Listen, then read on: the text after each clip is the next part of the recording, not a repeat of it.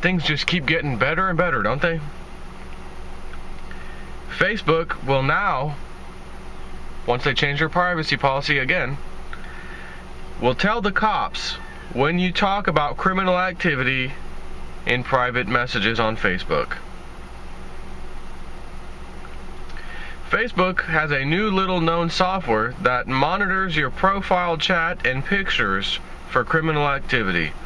The software will proceed to alert an employee at Facebook, who will then decide whether to call the authorities or not. The software will monitor individuals who have a, quote, loose relationship on social media networks, according to an interview with Facebook Chief Security Officer Joe Sullivan. Reuters' interview with the security officer explains, Facebook software focuses on conversations between members who have a loose relationship on the social network. For example, if two users aren't friends, only recently became friends, have no mutual friends, interact with each other very little, have a significant age difference, and or are located far from each other, the tool pays particular attention. The scanning program looks for certain phrases found in previously obtained chat records from criminals, including sex predators. Because of the Reuters story, we know that at least one alleged child predator who is being brought before the courts as a direct result of Facebook's chat scanning. The relationship analysis and phrase material have to add up before a Facebook employee actually looks at communications and makes the final decision of whether or not to ping the authorities. We've never wanted to set up an environment where we have employees looking at private communications, so it's really important that we use technology that has a very low false positive rate. The software has been used to help gather information on potential murder suspects as well. In just one case, 62 pages of information, pictures, chat, and posts were gathered and handed over to local authorities by Facebook in a recent subpoena request. Facebook most likely wants to keep the software secret, since most people do not think fondly of someone rummaging around their private messages and photos looking for criminal activities. Also, how far is this system willing to go, and will they soon pursue minor crimes, even thought crime? Pre-crime, how about? Based off of things you've said, not even including anything that's related to you doing a crime, just that that matches other profiles of previous criminals, though they start thinking about some of these things and looking at some other websites and talking in certain ways that all of a sudden in the future, sometimes they went out and committed a crime, but not all the time. But that's enough for us to log your information. And not that they're gonna log it all of a sudden. It's already logged. It's already recorded. You are using somebody else's system. It's kind of like walking into somebody else's house. The house is called Facebook. And there's security cameras, there's secret microphones, there's people in hidden rooms listening to your conversation, rummaging through your pictures and profile, and you don't know this, of course. It's a huge house. And then when something happens, you say, hey, wait a minute, man. You're violating my rights, man. Sir, you're in our house. You don't have the rights you think you have at your own house and our house. If I want to put up a security camera and record everything you say in my house, by God, I'm going to do so. And that's exactly what Facebook is doing. Are they doing anything wrong? Legally? Nope, not at all. Matter of fact, legally, the authorities are loving it. There's a young man named, a former Marine named Brandon Raub. I think it's spelled like R-A-U-B or R-U-A-B or something. This goes back a few years. He was having a private conversation with his siblings on Facebook about his distaste for the federal government, his beliefs on the government doing things, blaming it on other people, such as false flag attacks. They even discussed a little bit about the 9/11 attacks and his total distaste for the government at that point. He was rounded up because Facebook alerted the FBI, and then I don't know which authorities came other than the local police came, the FBI, and maybe someone else, another group, you know, Secret Service or some crap, whatever it was. It's been a while. Don't remember. Rounded up out of his house with him basically kicking and screaming while they're videotaping it, his family or friends or whoever was there. And no charges. I mean, why is he being detained and taken, which they ultimately took him to like a mental institution against his will. He couldn't leave. The friends and family had to petition the court to say he's in here without any charges, by the way. Can we get him out of there? This is against his will. He was arrested. No warrant, as a matter of fact, no nothing. Judge looked at the case. You're absolutely right. Get him out of there. Here's my signature. Give that to them. Get him out of there right away. They got him out, but not after staying there for several days. Or longer. Again, I don't remember the exact length. It's been a long time. All he was talking about was his distaste about the federal government, and they didn't say specifics, by the way, but the conversation that I'm pretty sure happened was about things like 9/11 that are highly questionable of who really was able to pull that off. Do we think it was, you know, some sand dwellers in the desert capable of taking down the most powerful nation on the face of the earth, was able to divert fighter jets, you know, 2 hours away on a simulator? They were doing simulations that day and training of the exact same thing that happened. Terrorists hijacking planes, crashing them into the Pentagon and the high-rise buildings. So that's why the planes were able to fly around for 2 hours, because our fighter jets couldn't get anywhere there. None of them were in that area. We're all far away. What are the chances of that? Who would ever design a military exercise in which you're going to leave the most powerful financial entity, New York City, on the earth? Again, the stock market goes down or something happens, it writes major problems. Now, let's go take our fighter jets farthest away from that whole area as we can. Practice an exercise in which terrorists are hijacking planes, crashing them into high target buildings, and then the real thing happens. I bet that was a coincidence. I bet those sand dwellers in the desert, they just got lucky. Coincidence. Osama bin Laden, whose family died in a plane crash recently. Not that that's all of them, because he's got quite a large family. But his sister, mother, whatever, died in their own private plane crash. The plane somehow overshot the runway. And this is one of those high dollar, very state-of-the-art planes that any pilot that commented on this said there's not a chance in hell that plane would have done that. Well, it would have if you realize that Boeing and those guys, you know, the ones that are in bed with the government, install and create that computer hardware and software, and don't think for 1 second they can't remotely control that and make your plane do a little oopsie. Hold on. I'm sure you've also heard about the Jeep Cherokees that the hacker group, I forget what they call themselves, hacked into while it was going 70 miles an hour down the highway, causing it to do all kinds of things they wanted it to do, and even shut the thing down. And the driver, no matter how hard they tried to restart it and get it going again, sorry about your luck. This is a Jeep Cherokee driving down the highway at 70 miles an hour. Now the test, these hackers were proving a point, and the person who allowed himself to be hacked knew this too. Knew in advance they're going to try to do this, and I'm going to see if they can do it. And we both know this, so it wasn't like, you know, they need to be arrested. They were proving a point that, oh, you've got this great new Wi-Fi feature on your car.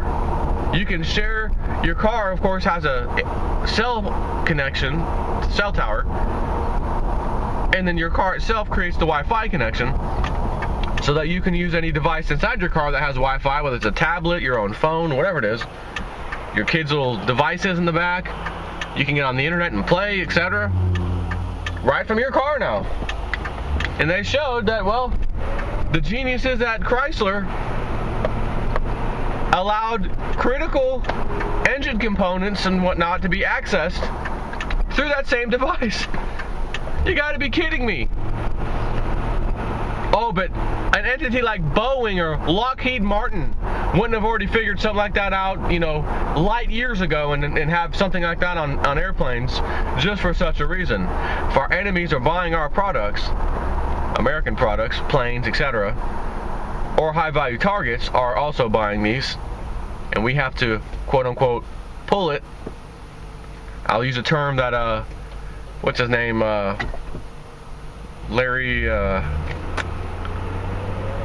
what was his name? Larry Silverstein, lease holder of the World Trade Towers, who bought terrorist insurance out against the towers just before, months before 9/11 happens. And then during the policy back and forth he's trying to get on this, he finds, I know the Twin Towers, I'm getting insurance on these, but he had to make sure he specified that each terrorist attack counts as a new claim. I'm not kidding you.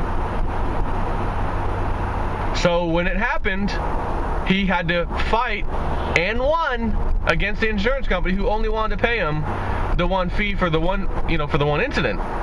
No, 2 planes hit my buildings, not one, even though it's the same general thing that happened that day, terrorist attack. These were 2 separate incidents. I need to be paid twice. And he won and got it. So, back to the original story, Facebook spying on people. It automatically alerted the FBI, I'm assuming, or however, whether some individual at Facebook decided, that works there, somehow the system flagged him, he or she, and they decided to contact the FBI about this, crazy conspiracy, wacko talk. This guy's probably about to attack the country. When in reality, he was an extremely concerned citizen, concerned for you bozos at Facebook and your rights and freedoms, yet you crushed his by your nonsense software, raising a red flag that amounted to absolutely nothing but him discussing his distaste for the federal government and how they operate with his brother and sister on Facebook in a private chat. And now they're saying, we want to take that, when we have proof, we've got a sex offender potentially that we've nailed through this software. And at first, again, sounds great. But if it really sounds so great, how about the Brandon Robe story? A guy was dragged out of his house. No search warrant, no nothing. Grabbed his ass, threw him in the back of a cop car, then took him not to jail. Let's take him over to the psychiatric, place against his will. We're going to use this little code that only our state and 1 or 2 other states have that says, if someone's believed to be a little wacko, we can force them out of their house. We don't need a warrant. We'll just throw them in here. Who was promptly found completely sane. Judge said, get him the hell out of there. What the hell is going on here? And at that point, if I were him, I went ahead and filed the lawsuit. Now again, I can't stand having to say that. That's a lawsuit, man. Big time lawsuit, dude. Why are we having to say that rather than say whoever did this to us is now in deep, deep trouble? Why is the answer lawsuit, man? Yeah, get the money. Because that means the other person who did this to you happens to be the federal government or maybe a police officer or government official, one way or the other. Walks away clean. No problem there. You got the lawsuit money. He gets his job back. The other guy gets his job back. Keeps going. I bet he learned his lesson, though. I bet he won't do it again. No, he just learned that I did something in which I should have went to jail for. The company I work for, known as government, unlimited funds, basically, paid for this guy to shut him up, essentially, because of my wrongdoing. But we didn't have to admit that I had wrongdoing, so I don't get any bad tick on my record there. I get my old job back, which, matter of fact, I got a paid vacation during the time this was happening. Should I do that again if I ever need to? Of course. Of course, I've got the public purse string to pay for the lawsuits that I'm going to cause, and the public's going to say, hey, we're tired of paying for this guy. His lawsuits, he's clearly unable to be a police officer or federal agent or whatever he is. Fire him, get rid of him. Nah, his commanding officers think he's done a good enough job. We'll talk to him and don't worry about it. I demand you fire him. We're tired of spending this additional money. We'd rather use it on fixing roads and maintenance around the county than dealing with lawsuits and lawyer fees and all that stuff. He clearly doesn't know what he's doing. Yeah, we'll be the judge of that. And we have the right to retain him. There's nothing you can do as a citizen to get rid of this guy. How's that been working out for everybody? Last time I checked, we had more police officer shootings that ended up in a killing of a citizen. Again, whatever the reason may be, good or bad, of why they had to shoot the person and kill them. More happened in July. I think we broke records just last month of police shootings in America that resulted in a death. You might say, oh, but there's just violent crime. There's just so much violent crime, and these people probably deserved it. And if you say that, I'm going to refer you to what you're listening to right now, which is YouTube, and go search for some police brutality videos, police wrongdoing videos, and tell me what you see. The latest that I watched, thank God it didn't turn into a guy getting killed. Nice neighborhood, guys he had a truck with a trailer or something on it, backed up to his house. He lives there, it's his house. And he's noticing this police officer in a Tahoe keeps kind of eyeing him and driving around, and just a regular old neighborhood, broad daylight. So he pulls out his camera and starts filming the police officer. Oh, now the police officer's suspicious now. Gets out of his car, wants to talk to the guy. Do you have ID? He said, I don't want to talk to you. Leave me alone. I'm not providing you ID. I haven't done anything wrong. The cop pulls his gun out, doesn't point it at him, but is pointing it at the ground with it out, unholstered, saying, get your hands out of your pocket. He said, no, I'm not going to get my hands out of my pocket. I'm not doing anything wrong. I don't have anything in my pocket. You can see that. He says, and I'm in my own property here. No. I'd rather you just leave, basically, leave me alone. The cop followed him around. I need your ID. I'm not giving you my ID. Do you suspect me of a crime? No, I don't. Am I being detained for some reason? No, you're not. Then good. Have a nice day. Get lost. The cop ultimately starts walking around and leaving and getting back into his car. And the cop ultimately, what are you, one of these constitutionalists? You crazy guy, huh? What are you, one of these constitutionalist crazy guys? Where do you think the cop heard that from? Do you think he just heard that and made it up on his own? Or do you think he's had some training recent times, most likely by the feds or Department of Homeland Security, FBI, some higher group, specialist. Guys, we're going to welcome Joe Schmo over here, specialist with the FBI or at Department of Homeland Security, and some training for our officers. You know that's how it happened. And they use the words constitutionalist and crazy in the same sentence when training these officers about the new enemy to start looking for in America. Homegrown terrorists, homegrown extremists. I am going to again refer you to something John Teeter said, time traveler guy. He says, it amazes me when I see all these video, commercials on TV, and they talk about this new, tactical weapons and these non-lethal weapons that are going to be used to fight the future enemy. And he says, I see these shows and commercials and about these things, and just so you know, they're talking, when they use the word enemy, they're talking about you.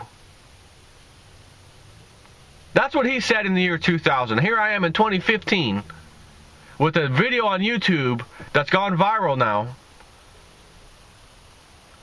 in which the guy is saying, what are you, some kind of constitutionalist crazy guy, huh? Shouldn't you be saying that to the cop? What are you, some kind of constitutionalist, oath-keeping, law-abiding, and enforcing crazy cop? Oh, wait a minute, that's what you're supposed to do. Oh, sorry about that. That's exactly what your title is. You're supposed to do that. Thanks.